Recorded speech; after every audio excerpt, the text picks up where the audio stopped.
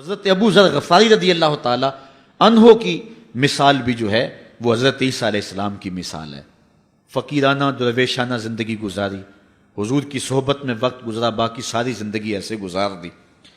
کہتے ہیں دخلت علی رسول اللہ صلی اللہ علیہ وسلم، ایک دن میں حضور کی خدمت میں حاضر ہوا.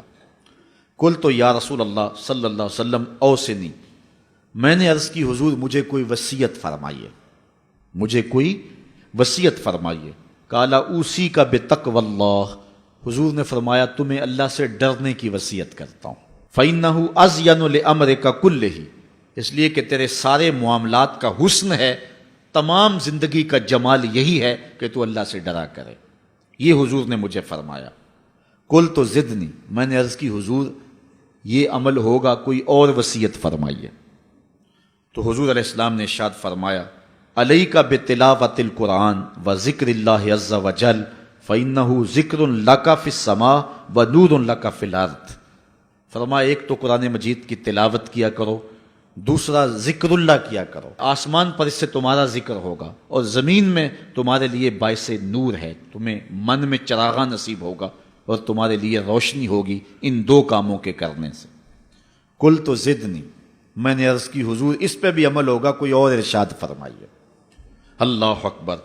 حضور علیہ السلام نے ارشاد فرمایا علیک بطول الصمت، تمہارے اوپر زیادہ خاموشی اختیار کرنا ہے، زیادہ باتیں نہ کیا کرو، لمبی خاموشی رکھا کرو.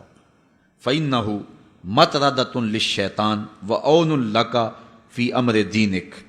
اس سے دو فائدے ہوں گے، ایک تو شیطان بھاگ جائے گا، دوسرا امر دین میں تجھے تقویت ملے گی.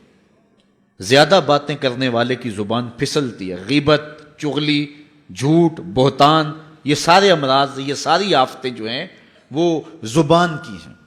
اس لیے کہا کہ زبان کی حفاظت کرنا، تو زیادہ لمبی خاموشی اور زیادہ لمبا سکوت اختیار کر لینا. اس لیے تجھے دنیا میں بھی فائدہ ہوگا، شیطان بھی بھاگ جائے گا اور تیرے دین میں بھی تجھے مضبوطی ملے گی. قلت زدنی، کہتے ہیں رحمت کا باڑا بٹ رہا تھا. حضور علیہ الصلوۃ والسلام کے جو ہے وہ منہ سے نور نکل رہا تھا، میں نے جھولی پھیلائی ہوئی تھی. میں نے عرض کی حضور اس پہ بھی عمل ہوگا کچھ اور ارشاد فرمائیے.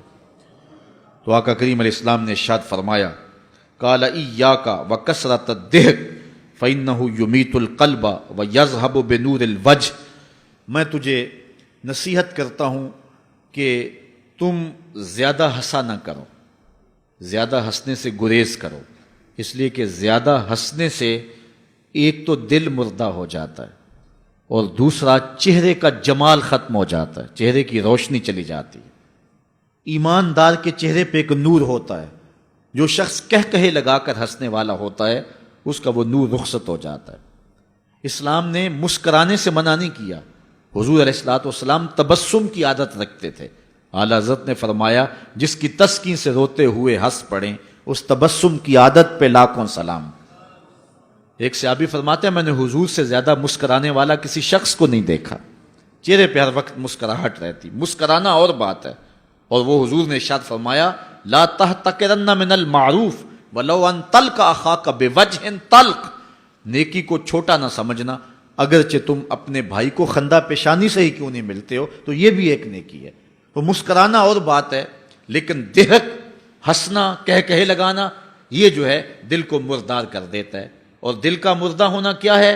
دل کا سخت ہو جانا ہے. اگر کسی کا دل سخت ہے تو شریعت اس دل کو دل مردہ کہتی ہے. اللہ اکبر. تو فرمایا ایاک وکثرۃ الضحک، زیادہ ہنسنے سے بچو. فإنہ یمیت القلب ویذھب بنور الوجہ، دل کو مردہ کر دیتا ہے، چہرے کی رونق لے جاتا ہے. قلت زدنی، میں نے عرض کی حضور کچھ اور ارشاد فرما دیا. موج لگی ہوئی ہے، باڑا بٹ رہا ہے، انوار اتر رہے ہیں، مسجد نبوی کا صحن ہے، حضور ارشاد کر رہے ہیں اور منہ سے پھول جھڑ رہے ہیں، منہ سے پھول جڑ رہے ہیں، اور حضرت سید ابو ذر غفاری اپنے دامن میں سمیٹ رہے ہیں. عرض کی حضور کچھ اور بھی ارشاد فرما دیجئے. قال قل الحق وان کان مرا، اے ابو ذر پھر حق کہنا چاہے کڑوا کیوں نہ ہو. سچی بات کہنی کڑوی تو ہوتی ہے. بابا بلے شاہ نے بھی کہا نا سچ آنکھیں پامبڑ مچدا ہے. جب سچی بات کہو گے تو کئی لوگ ناراض ہو جائیں گے، اپنے بھی خفا مجھ سے ہیں، بیگانے بھی ناخوش.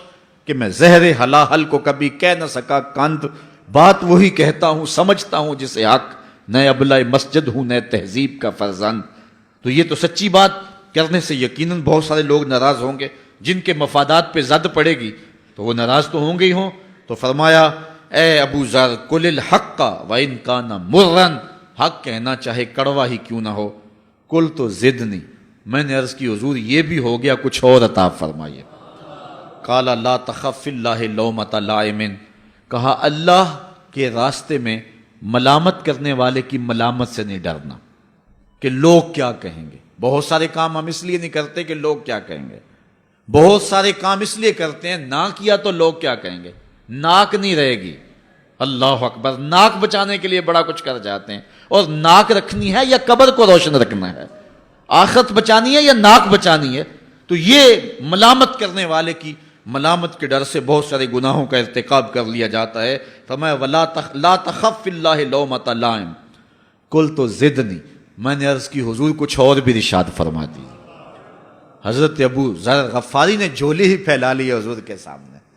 اللہ اکبر، سخی کی دہلیز پہ کھڑا ہے، پھر کم کیوں مانگے، آواز پہ آواز لگا اور بھی کچھ مانگ۔ یہ کیفیت بنی ہوئی ہے حضرت ابو ذر غفاری کی۔ کہتے ہیں میں نے کہا کل تو زدنی، تو حضور علیہ السلام نے آخری بات جو مجھے ارشاد فرمائی وہ سنیے۔ کالا لیحجز کا عن الناس ما تعلم من نفسک، اے ابو ذر اپنے عیب دیکھتا رہے تاکہ دوسروں کے عیب دیکھنے کا موقع ہی نہ ملے، اپنے من میں ہی اتر جا، تجھے اوروں کے عیوب دیکھنے کا موقع ہی نہ ملے۔